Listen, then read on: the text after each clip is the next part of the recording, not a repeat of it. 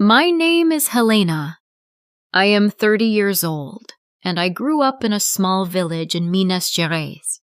Our house was old and made of wood. We had chickens walking around and cows in the corral. Life was simple and hard. Every day we worked before the rooster even sang. Since I was a girl, I had dreams of another life. I helped my mother in the kitchen, carried water from the well, and worked on the land. But every evening, when the sun went down behind the hills, I sat on the fence and looked at the train far away. To me, that train was a door to a new life. One day my little brother asked, "Why do you look at the train so much?" "Because it goes to places where people are not stuck," I said quietly. My parents were good, but strict. My father, with sunburned skin and a strong voice, believed the world outside was dangerous. My mother also worried, but even with fear in my heart, I felt I did not belong only to that small place. One night during dinner, my father said, "You have your head in the clouds." "I just look at the train, Father," I answered. "Trains are not for dreamers," he said. "A woman alone is not safe out there." "I don't need someone to protect me," I whispered. My father became angry. "You don't understand the city. Here you have your home." "And if my place is not here?" I asked. The kitchen fell silent. My mother looked down. My father clenched his fists. After that night, the house was full of arguments. My father wanted me to marry someone from the village. I didn't want that life. One late night, I told my mother, "I don't want to spend my life waiting for others to decide for me." My mother hugged me and said, "The world is not kind to a woman alone." "I know," I said, "but I want to fight for my own life." She gave me a small cloth bag with coins she had saved for years. "If one day you leave, take this." Weeks passed, and one morning before sunrise, I packed 2 dresses, a light blanket, and the small bag of money. I left a note. "Don't look for me. I am not lost. I am going to fight for my dream." When my father read the note, he became furious. He rode his horse to find me, but I was already far away. In the middle of the road, he stopped, cried with anger and pain, and returned home. I walked along the dusty path until I heard the train whistle. My heart beat fast, not from fear, but freedom. At the station, the old ticket man asked, "Going alone?" "Yes," I said. "To wherever I can start again."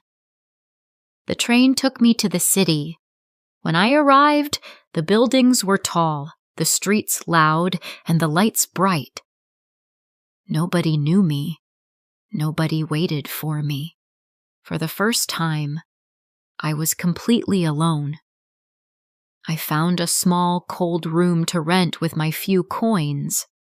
Then I started looking for work. I knocked on doors and asked everywhere. Most people said, "We don't need anyone. Come back later." Some didn't even listen. I ate old bread, and sometimes nothing at all. But every morning, I kept trying. One day, I saw a woman selling oranges. "Can I help you?" I asked. "What can you do?" She said. "Anything. I just want to learn." She laughed, but she needed help. She taught me how to arrange oranges, call customers, and avoid people who tried to cheat us. At first, nobody bought from me, but I kept smiling and calling out, "Sweet oranges, fresh, Very sweet. An old man bought some and even gave me a tip. For the first time, I had money I earned myself. The next day, the orange seller said, "You shout well. Come again." Soon she started paying me. Months passed. I worked hard, learned fast, and never gave up. After 1 year, I saved enough money to rent a small wooden stall. I painted it and added a red cloth. I sold fruits, small breads, and sweets I made at night. One afternoon, an old man named Mr. Federico came to me. "I watch you work," he said. "Did I do something wrong?" I asked. "No. People who work like you usually grow." He taught me about money, prices, and how to buy products cheaper. If you don't know how to count your money, you will always work for someone else, he said. With time, my stall grew. People called me the young woman from the corner. I hired a helper. I learned to be quick, honest, and kind with customers. After years of hard work, I rented a bigger place. It became a small shop, my shop. The shelves were filled, the counter was busy, and people trusted me. One day, a letter arrived from my brother. "Father is sick," he wrote. "Mother misses you every afternoon. Please come if you can." I closed my shop for a few days and took the train home. The path looked the same, but I was different now, strong, confident, and sure of my life. My mother ran to me first and hugged me tightly. "Is it really you?" she cried. "Yes, Mother. I'm home." My father came slowly.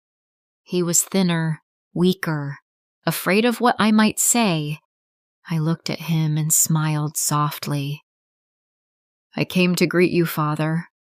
His voice shook. "Forgive me, daughter. I was afraid, not of you, of the world." "I am fine, Father," I said. "I learned to fight. I stayed honest. I stayed safe." He cried and hugged me. "I thought I lost you." "No," I whispered. "You only gave me to the world for a while." Before leaving, I filled their table with food and medicine. "Thank you for the hard work you taught me," I said. "Thank you for waiting." I returned to the city, opened my shop, counted my money, and gave orders. My life wasn't a miracle. It was work, honesty, and courage. If a dream calls you, go with respect. And when you return, come back with gratitude. What matters is not staying or leaving. What matters is walking with dignity and remembering where you came from.